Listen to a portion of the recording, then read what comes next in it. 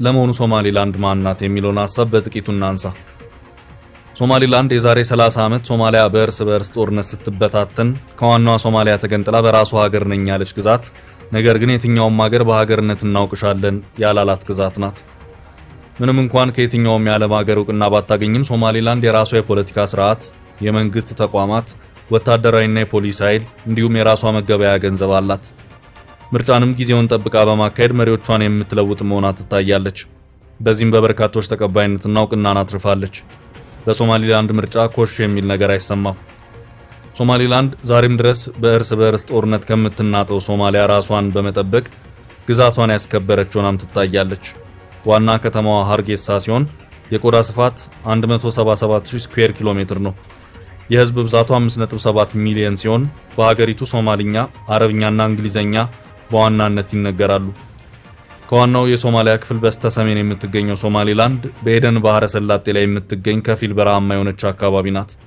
ሶማሊላንድ በስተ ሰሜን ከጅቡቲ፣ በስተ ምዕራብ ደግሞ ከኢትዮጵያ እንዲሁም በስተ ደቡብ ምስራቅ ደግሞ ከሶማሊያዋ ፑንትላንድ ግዛት ጋር ትዋሰናለች። የኢትዮጵያ መንግስት የዛሬ 2 ዓመት ለሶማሊላንድ ሀገራዊ እውቅናን ለመስጠት ሞክሮ የነበረ ቢሆንም በጊዜው የታየው ከባድ የዲፕሎማሲ ጫናና ርብርብ ነገሩን ረገብ አድርጎ ያዝ እንዲያደርግ አድርጎታል። የኢትዮጵያ መንግስት ለሶማሊላንድ እውቅና ሰጣለሁ ከማለቱ በፊት ሶማሊላንድን ብዙም ያሰባት ሀገር አልነበረም። ከዚያ በኋላ ግን ከዩኬ ፓርላማ አባላት እስከ ትራምፕና እስራኤል ድረስ ዳር ሲሉ ቆይተዋል። አሁን ኢትዮጵያ የጀመረችውን እስራኤል ጨርሰዋለች። ሌሎችም በዚህ መንገድ የሚከተሉ ይመስላል። በተለይ ደግሞ እንግሊዝና አሜሪካ ሶማሊላንድን ሀገር ነሽ ብለው በማወቁ በኩል ብዙም የሚቆዩ አይመስሉም።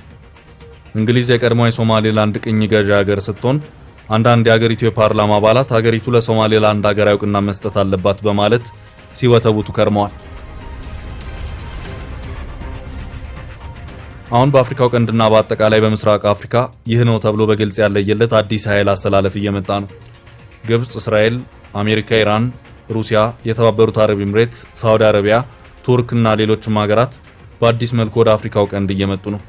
አሁን ባለው ሁኔታ ሶማሊላንድ፣ ሶማሊያና ሱዳን ዋናዎቹ የመጫወቻ ካርድ እየሆኑ ይገኛሉ። የሱዳን የእርስ በርስ ጦርነት ቱርክን፣ ሩሲያን፣ የተባበሩት አረብ ኤምሬትስን፣ ግብጽን እንዲሁም አሜሪካን ስቧል።